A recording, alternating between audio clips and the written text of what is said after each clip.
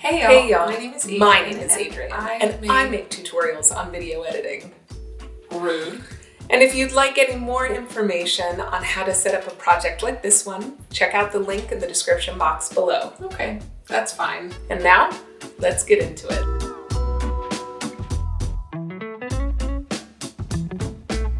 Now let's get into the editing part of this.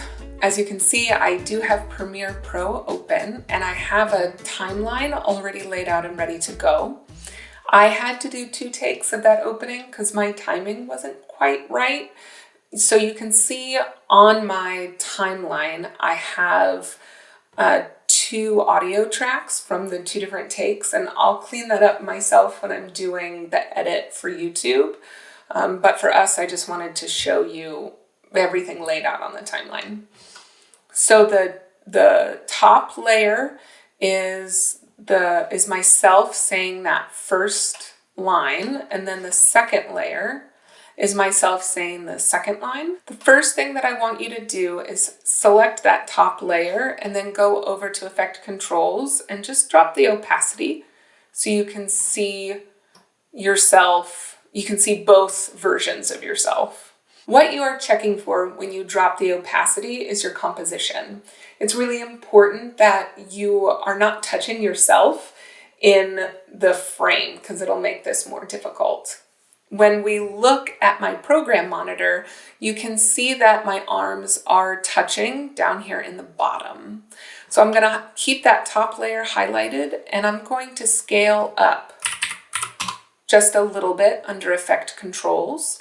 I'm going to go back down to the timeline and select the bottom layer and do the same thing in Effect Controls and scale up there. And now you can see that we can no longer see the part of the frame where my arms are touching. So I think we're going to be just fine. Let's select that top layer, go back over to Effect Controls, and bring the opacity up to 100. Next, I'm going to take the pen tool under opacity and I'm going to draw a mask around myself. I'm going to drag that mask to be a little bit bigger than the frame. And now, all of a sudden, we can see both versions of myself. If you deselect the mask and you look at the program monitor, you can see there's a little bit of a line here. It's not perfect. And you can wonder, well, I didn't change the camera at all. I didn't change the framing. So it's okay. It's easy to fix. So go to your mask and I want you to just up that feather. Lots, lots, lots. And all of a sudden, that line disappears and you're in good shape. Now, the last thing that I want you to remember to do, if you look in the program monitor, you can see that obviously I shot my footage in log, and so I will have to color correct, but chances are you'll have to color correct too. I want you to make an adjustment layer in order to color correct. If you go up to your project panel, click on New Item, and down to an adjustment layer, click OK. It'll show up in your project panel.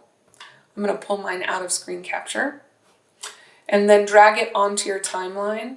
Put your color correction on your adjustment layer, and the same color correction will apply to everything underneath of the adjustment layer.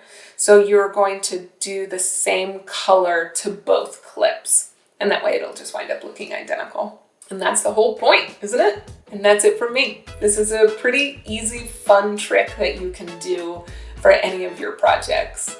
2 things that I want you to bear in mind. 1, you may have to do a couple of takes. I did, in order to make sure you get your timing right. And number 2, make sure you're not touching yourself in the frame. I was able to scale up my 2 images and that took care of the problem. But as you can see, I really talk with my hands and I had to make sure to keep my hands in my lap when I was recording the intro because otherwise they probably would have crossed over each other and that would have been a big problem. Leave a comment below if you liked this tutorial or you can just give it a thumbs up. Subscribe if you'd like to see more. I hope to see you back, and I'll see you in the next one.